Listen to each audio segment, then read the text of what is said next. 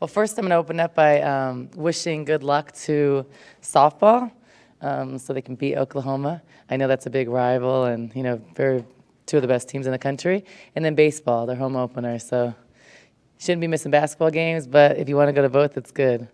So no, it's just going to be a really good season for both of those teams. So they both do a great job. Coach, what was the message between the loss to Oregon and the rebounding win against Oregon State?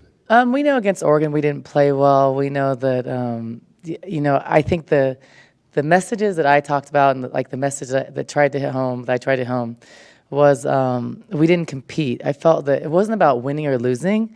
You can lose, but you can compete and fight. I thought for us, it was about just giving up. We started the first quarter pretty good, and then we just kind of laid down, and that's not who we are, and that's not what we do. So I questioned why that happened, and no one really had an answer. I think that they just felt defeated, but I pointed to them, out in film that, well, we weren't competing.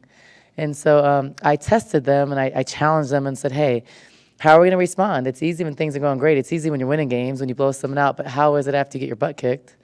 Can you respond? And they took the challenge. We practiced the next day. Usually we have a walkthrough on the Saturday. We practiced, not super hard, but we did practice. And then what we did too, because I didn't feel like we were locked in. We did an early morning shoot around. We usually never do that, so we did a 7 a.m. shoot around, just for 30 minutes. And so I said, okay, well, we're going to focus, and we did. And they stepped up to the challenge, and I thought that they responded really well. So I was proud. It showed me the character of our team. Significance of that win, besides just the fact that it was your first top 10 win? Well, and the funny thing is that's not even stuff that I would know. I didn't even know that. I was actually surprised that Joan hadn't done it in all her successful years. It's just, for me, it was the focus on just winning the game and bouncing back. And I wanted to see, even if we wouldn't have won the game, I wanted to see how we were going to respond. If we were going to lay down like we did on Friday, or if we were going to step up and compete, even if we won or lost. And so I was happy that we won. So it just meant that we can go on the road and beat a top team in the country, a team that's very well coached. In a very difficult game, I thought they were very physical. I thought, our players getting elbowed on the block and just a lot of physical plays, which I was told that we were very physical, but I thought they were a lot more physical than we were. So I think that for us to be able to handle that, most of our players were in foul trouble. So with us to be able to handle that adversity on the road after a tough game on Friday, I think it showed a lot about our team and their will to win. And when I asked them, it was funny. Some of the response was, we didn't want to get swept. And I said, well, shoot, you should have not wanted to get swept on Friday. And they kind of laughed, but they really stepped up with a different sense of urgency. So I wanted that urgency for the whole weekend. And last week you were talking about how you have no pressure going into that series, but this weekend now you're home against two teams that you're supposed to beat. So how do you kind of handle that? Yeah, for me, we have some really good teams in our conference. We've already had the toughest part. I thought the beginning of the conference was the toughest part. For us, our main thing is one game at a time. Like, I'm not even talking about Sunday. We're not even thinking about Washington State. We are focused right now on Washington and how we beat them on Friday. We know they're a good team. We know that we should win at home, but we also know that at Washington we were down by 19 and got lucky and found a way to win. So it's not a game we can look over by any means. We can't overlook any team in our conference. And then Sunday, so do we want to sweep? Yes. But is it going to be hard? Yes.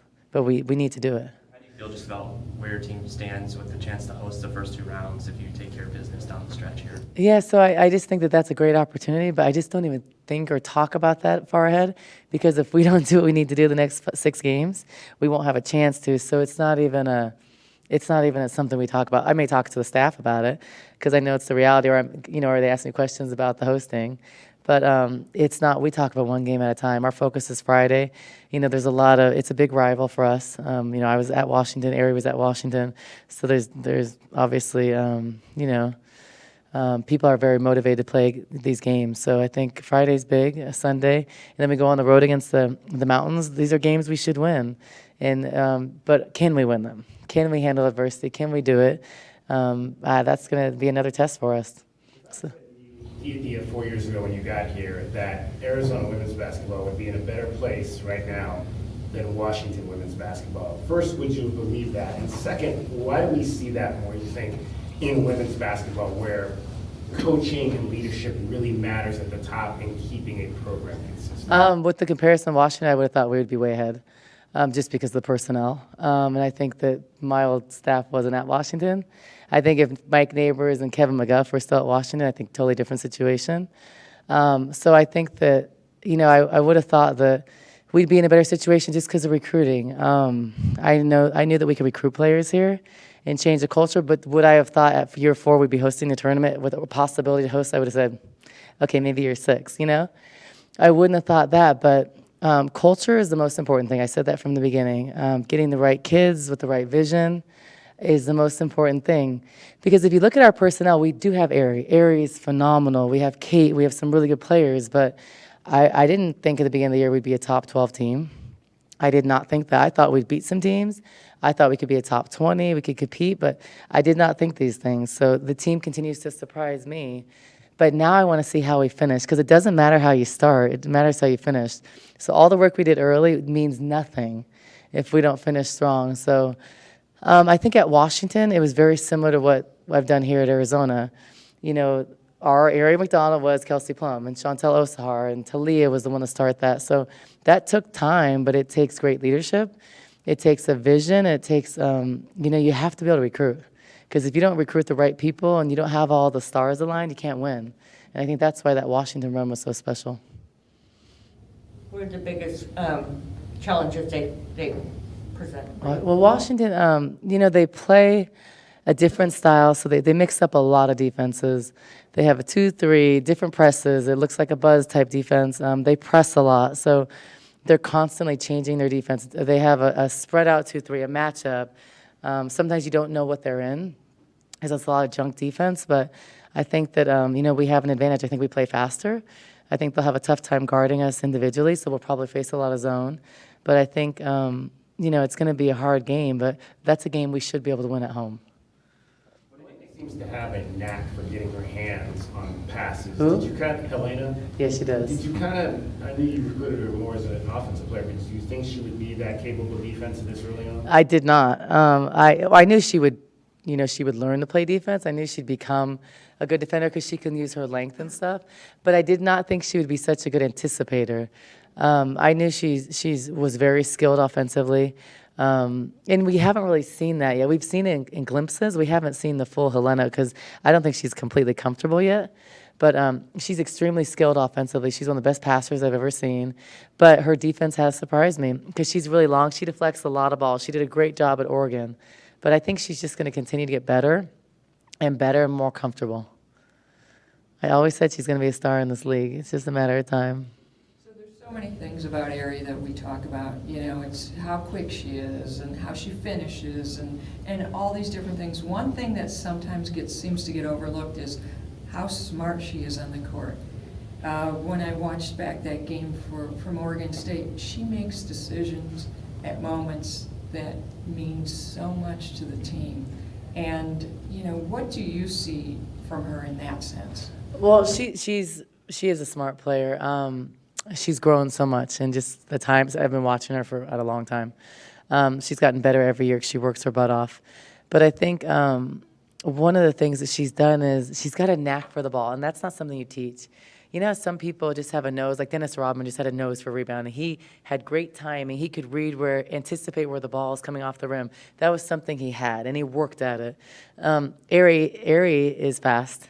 Ari anticipates well. She goes in and she's tough and she goes in for balls, and she does not get a shot blocked a lot for a small player. I think a lot of those things are instincts. You can't teach quickness, you can't teach height, you can't teach those instinctive things. So, but I think the level that she's improved on and grown in is being able to control the tempo. She couldn't do that a couple years ago. She didn't know when to speed it up, when to slow it down. I think she's done a better job of that, or knowing when to go for a steal. A year ago, she would just go for all kinds of steals. I think now she doesn't go out of position unless she knows she can get it. Or you see her a lot of times this year sneaking by the post players when they bring it down, just taking it. But she's out of position and reads those, but that's an instinct. And she's really good at it. So I always say that there's not a lot of players in the country that are great on both ends. Usually if you're a great offensive player, you're not a great defensive player, or vice versa. She's one of the few players that just dictates and is dynamic on both ends.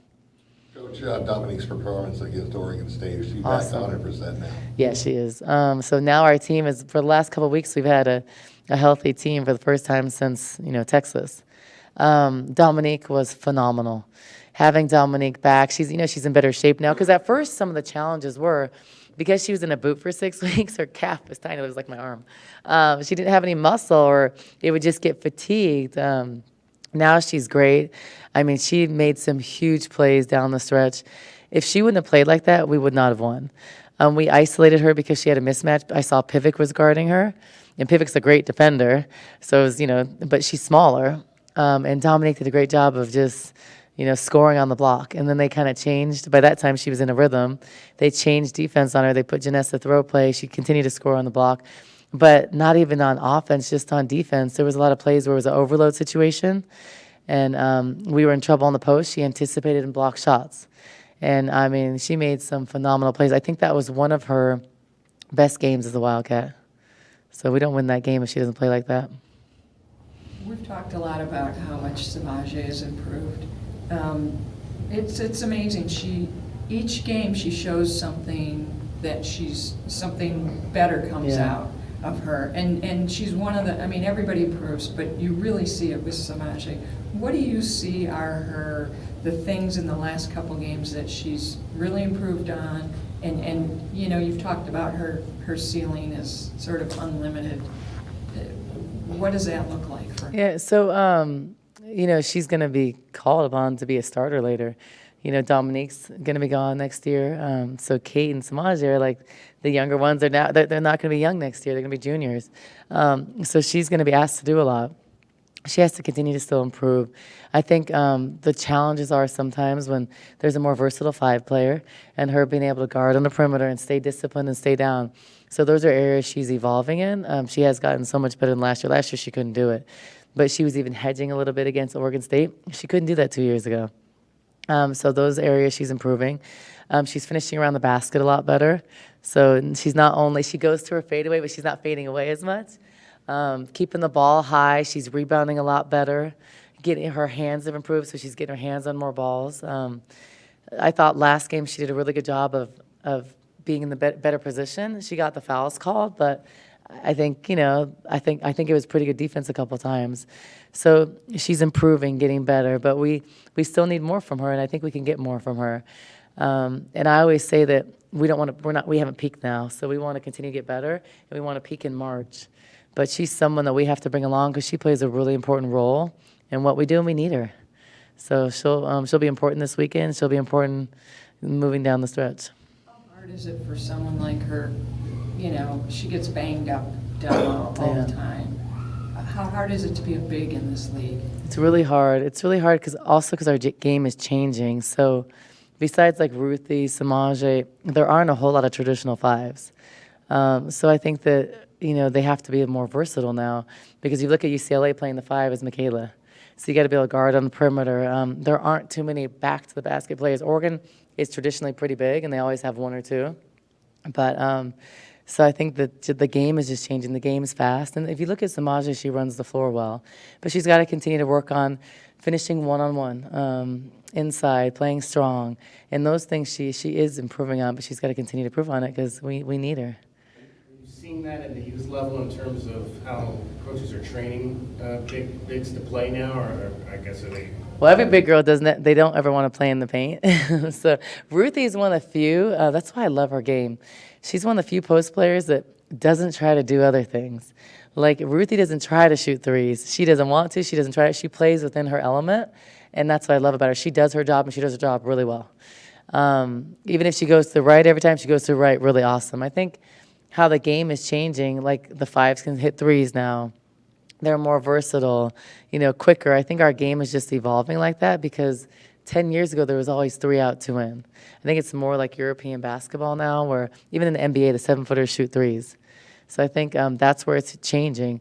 But in our league, Oregon's always big. UCLA, or not UCLA, USC has a good inside post player, but she also can shoot the 3. So I think that a lot of teams have pretty versatile 5s. I'd say Oregon State's always really big with centers. Oregon has a really dominant center.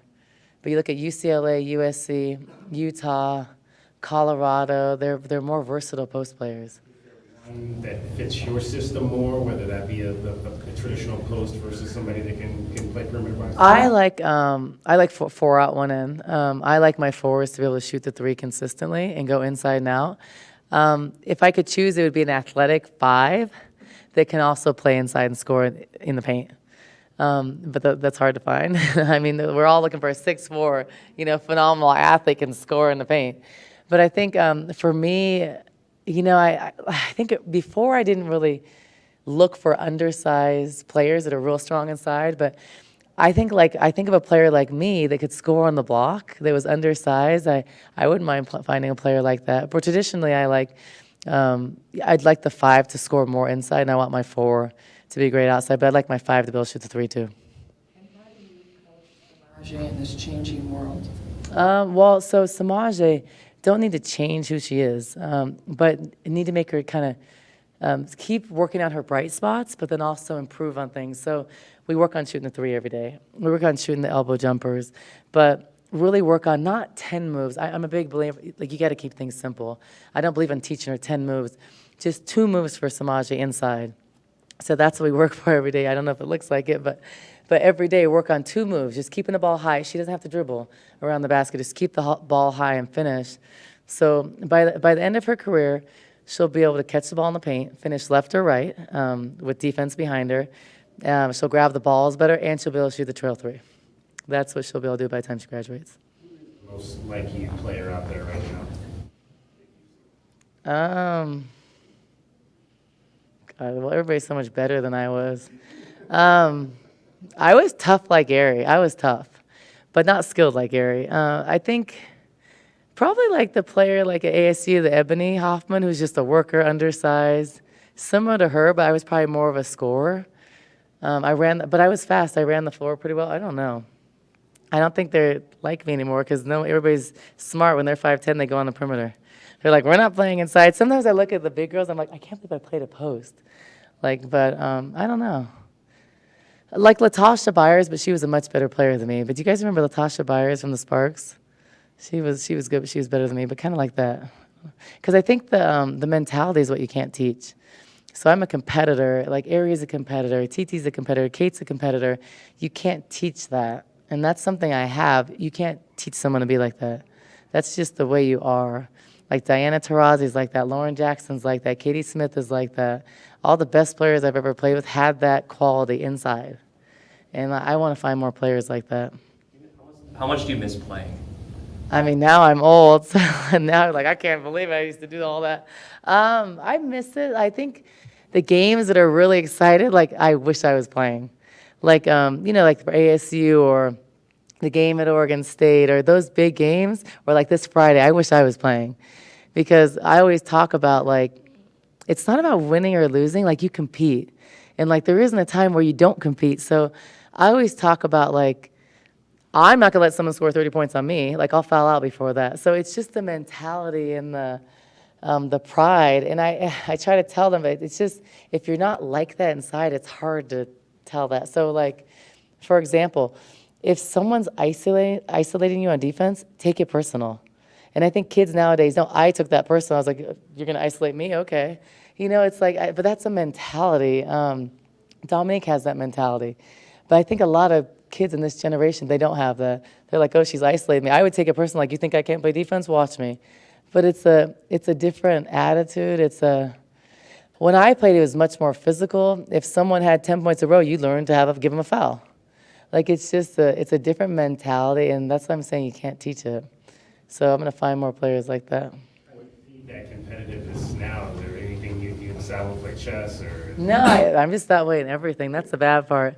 I remember when I first got here, and I remember sitting at the Pac-12 meetings we weren't a good team then, and I was sitting oh, I can't wait till we get good. I think it's just I don't know how to explain it. You just have a burning desire to be great, and I think you're willing to do whatever it takes. And I don't know how to put that in words, but I kind of like that with everything. It's just, I didn't ever think I couldn't come and be successful. Now, do I think we're going to win a championship? I don't know, maybe one day, but I'm going to work till we do. But I think there's just a mentality you have to be great, and it's like you're gonna work. You know you're gonna put the work in, so you know it's a matter of time, and you're figuring out how to do it. So you have to evolve all the time, and I think that's the way I've been with everything. I don't ever walk into something and think I can't do it. Now it may not, and what I've learned as I've gotten older, it may not work out right. I may fail, but whenever I failed, it's because of something better happened. So there's never been something I've completely failed at and it didn't lead to something better. So I understand where I'm at in my life and I have faith and I believe in my work ethic and abilities. So when it doesn't work, it's always because it wasn't meant to work. It just might not have been on my time. And then it always works out in another way. So that's kind of, I don't know. That last, the shot that Sam made, it looked like they were. The only shot Sam made over there over the It weekend. looked like that they kind of fell asleep on her a little bit, like they didn't. I would have too. She was cold. She was cold, she wasn't Yeah. doing anything, and they were collapsing on Dominique every time because she was so Yeah. on fire. Do you feel like they just, I mean, Sam never gave up? No, she stopped shooting a little bit just because Sam's the type, she's not, if she misses 4 or 5 shots, she won't shoot anymore. But I love the fact she didn't do that game. She hit her, it was really deep range 3, and she took it and she had the confidence to take it. That's why I didn't care. A couple of her shots before, they weren't great shots. But I wasn't going to say anything because I saw her still trying to make them. So I was happy she was doing that. So I don't address it. I just said, keep on shooting. So I think just her to have the confidence to do that because we know what she can do. She knows what she can do. So the fact that she only made one, I laughed about it in the post game, and everybody started cheering. I was like, I don't care if you didn't make one, but the most important one you made, that was like a huge point in the game. I don't think we win if she doesn't make that 3 because that gave us momentum and it was a dagger. We were gonna win. Yeah, so it doesn't, but that's why you just gotta stay with it. Even if you're 0 for 5, you still stick with it. But she was still on the floor because she does so many other things. So her defense and how smart she is, those things keep her on the floor. So I thought that was huge. So we all just kind of joked around with her, like 1 for 9. But hey, the most important one, she's like, that's right. She was pumped. And if you saw her, she was the main one spraying the bottle. But that's how selfless our team is. They don't care. She doesn't care. And I didn't even realize she was struggling that weekend until I looked back. I didn't realize that because I felt like we were all struggling against Oregon. But, that's who they are. She didn't care. She was just so happy. But when she didn't care, she made 1 shot. So I think that's just our team. So a few of your friends had a big week. On Monday night, they were announced that they will be in the Hall of Fame. Yeah. What do you think of that? I think it's awesome. I think it's about time. Swin Cash, Lauren Jackson, those are, Swin I've known for many years. We played against each other in the WNBA, worked amongst each other, and Lauren Jackson was in my wedding, one of my best friends for life. So I'm just so happy. And I always talk about her. A lot of our players are too young, but she was one of the best players I have ever seen in my life, and I've played with some of the best. She was so dominant. She was a 6'5" player that could score on the block against anybody, and they could shoot the 3 at like over 50%. And I remember specific games, she would have like 42 points, and she was the first person in the gym. That's the mentality. Like if you talk to her, it's that same mentality of just your expectations are so high and you demand like greatness, but that's how she is in everything. Now she's a mom with 2 kids, and her life has changed. We laugh about it, but I mean, she's just incredible. You don't find Lauren Jacksons, and if you guys see one, please tell me about her because I'll be recruiting her. So, but I mean, she's like a 1 in a million. Okay, thanks. Thank you. Hey, don't ask me.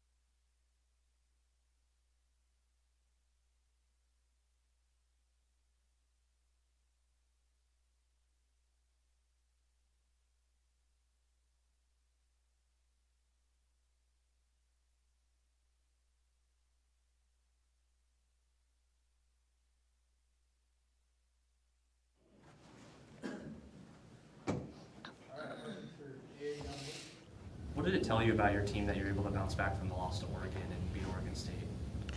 It tells that we have a lot of heart and we're really tough, and it just tells us that our people that we want to win.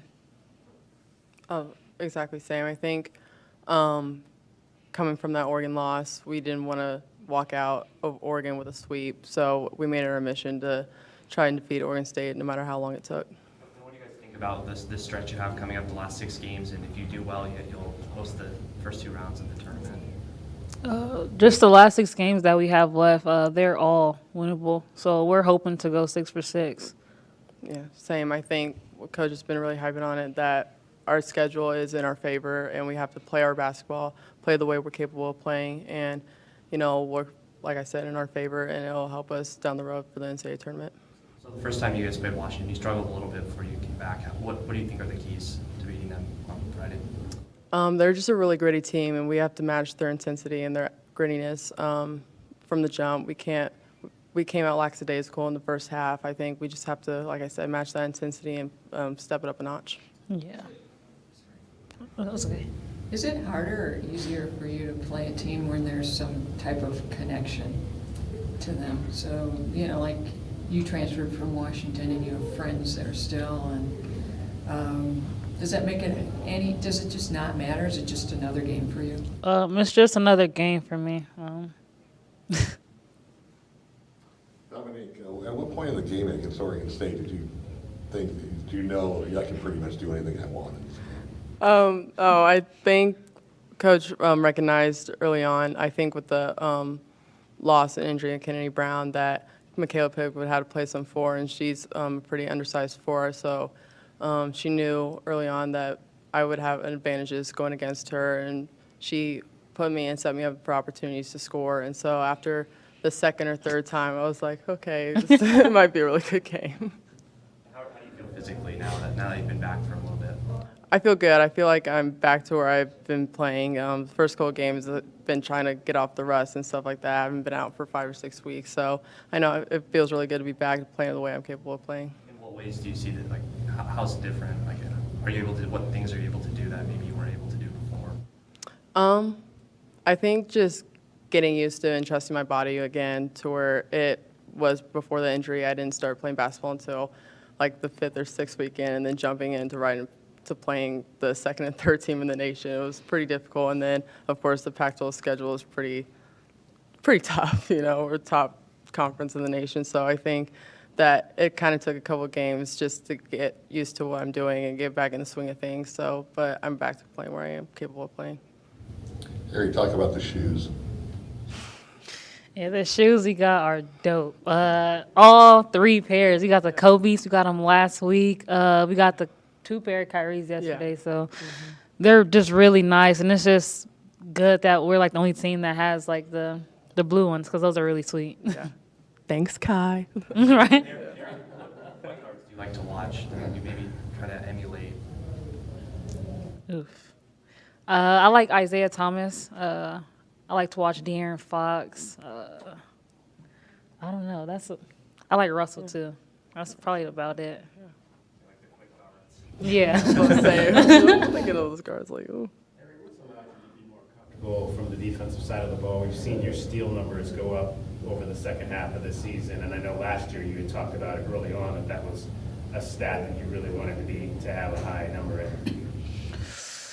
I know that the team feeds off me for like defense. So I know that once it starts with me, I think that everyone follows. So just defense wins games, and that kind of starts our offense. So I just know like I have to pick up the pressure and just make people uncomfortable when handling the ball. What's it like for you when you know you're in somebody's head, when you just feel like you're taking them out of their game from the defensive side? It feels good. I can't really tell if I take someone out the game. I haven't really noticed that, but I just try to keep making it tough for people to start the offense, or even make it hard for them to bring the ball up the court. So I can't really tell if I'm like in their head. You see a couple of these. You see a couple of these. Seemed like you were in Leah Goodman's head in that first game. Do you feed off when you have a chance to really be in that position to affect the game like that and to know that it's not just me offensively. People think of me as an offensive player, but I can do this other side, and I can do it as well as I do the offensive side as well. Yes, definitely. So how, we see Samaje sort of improving before our eyes, game by game. How valuable is it for you guys to have her get stronger and better each time out? The sky's the limit for her. I think she's grown tremendously from her first year here. I think with me being out, she stepped up a lot during the time I was out, and she's gained a lot of experience from that solid month. And every time she comes in off the bench, she's ready to play, and that's something that she's grown a lot from since last year, and we need her throughout the rest of the season, and so she's vital to our team. Her hands seem like, her hands have gotten softer. She catches the ball and shoots quicker than she was early in the season. Definitely much more so than last year. And her shot seems to be softer too. Like it doesn't clang off the rim as hard. And she gets more friendly rolls like the ones you were getting in Oregon. Yeah. I think she's grown tremendously with her shot. I think that's something that she really worked on in the offseason. You see the confidence game by game. During our warm-up, she'll be practicing threes and stuff like that. So I think she's not too shy in taking them. She doesn't want to be taken too lightly when people play off her and stuff like that. So her confidence in her mid-range or long-distance three or whatever the shot may be, she's gotten a lot of confidence from. Ari, when you left Washington to come here, would you have thought at this point that Arizona would be in a better position as a program than Washington, considering all the success that the Huskies have had? Of course. I knew that the players they had coming in, like even after me, I knew that we'll be better than them. No disrespect to some of my friends on the team, but we just have so many experienced players, so many skilled players and versatile players. So I just knew that we'd be in a better position. Anything else? All right. I have one question. I'm sorry. I coach high school girls basketball, and I've been blessed to have good teams. And my girls are always getting peppered with really bad language from the other team. Does that continue in college? Not that I know of. I think it just depends on the team, the player. You just really have to grow into ignoring whatever comes your way and just playing your type of basketball and wanting to win at the end. Yeah. Biggest trash talker in the Pac-12. You might know. I don't know. I don't know. Me. Yeah. Probably. TT. Who else? Amari, Samaje. Like Kate sometimes. Too. Kate sometimes. Without naming names, are there trash talkers out there? Yes. Oh yeah, definitely. Yeah. Why is that a good thing to be a trash talker? Or how does it help you?